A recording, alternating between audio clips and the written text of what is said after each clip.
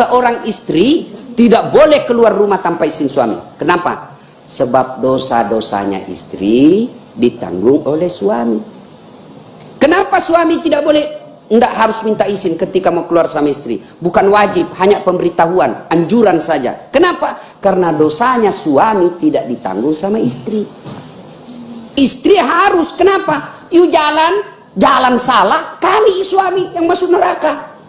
Beda istri. Suaminya tukang judi, suaminya rampok, suaminya pezina, istrinya soleha, tidak ada urusan. Kata Allah, ibu, kamu bagus agamamu, tadkhulul jannati bisalam, kau pilih di pintu surga mana kamu masuk. Itu hebatnya jadi perempuan. Beda kami laki-laki, kami ulama, tapi istrinya tidak bagus agamanya, tidak sholat, tidak puasa Ramadan, tidak tahu bayar zakat, tukang gosip, pendengki, penggibah. Saya serius ini. Kan biasa penyakitnya perempuan kan tukang gibah, ya, penggosip. Ini kalau begini tuh dia, kalau kumpul-kumpul ibu begini kan, dia tidak gosip, tapi dilihat mulai masuk pintu, dilihatin tamu. Iya kan? Dia tidak cerita mulutnya, tapi dia orang Bugis bilang dah kopi.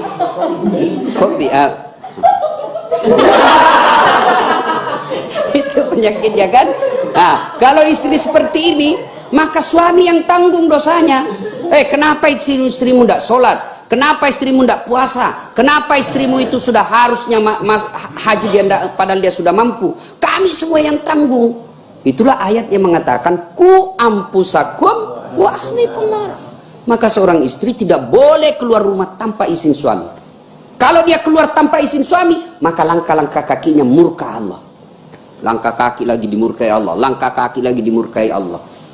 Nah, itu makanya izin. Ya izin istriku Ustaz, tapi penyalahgunaan izin. Maksudnya apa? Isinya pengajian 1 jam, tapi jalannya ke mall 4 jam.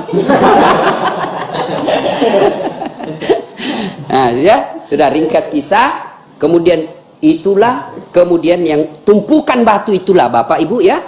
Tumpukan batu itulah yang Ka'bah sekarang. Nah, pergilah Ibrahim meninggalkan Ismail kecil balita waktu itu bersama Siti Hajar. Tidak ada manusia, ya, tidak ada pohon, tidak ada air sumber kehidupan. Menangislah Ismail kecil, kehausan. Lalu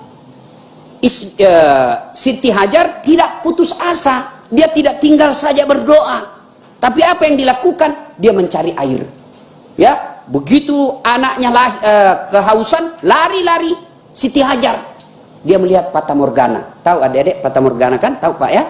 Itu kalau kita berdiri di aspal kan, di pinggir jalan kan seolah-olah ada air kan di situ. Seperti itulah Siti Hajar di padang pasir. Dia lihat kayak ada air, dia lari ke sana. Sampai di sana ternyata tidak ada air. Lari lagi, tidak ada. Lari lagi, tidak ada. Itulah ritual haji sekarang, yaitu sa'i antara Safa dan Marwah. Ya kan? Nah, capek setelah berikhtiar, berupaya, sunnatullahnya berikhtiar, berupaya dulu, Siti Hajar tidak dapat air. Lalu turun perintah Allah kepada Jibril. Jibril, kau turun ke dunia, hentakkan kakinya Ismail di pasir. Hentakkan kakinya di pasir. Ismail pun hentakkan kaki di pasir. Dengan izin Allah, muncrat air. Begitu muncrat air, Siti Hajar melihat.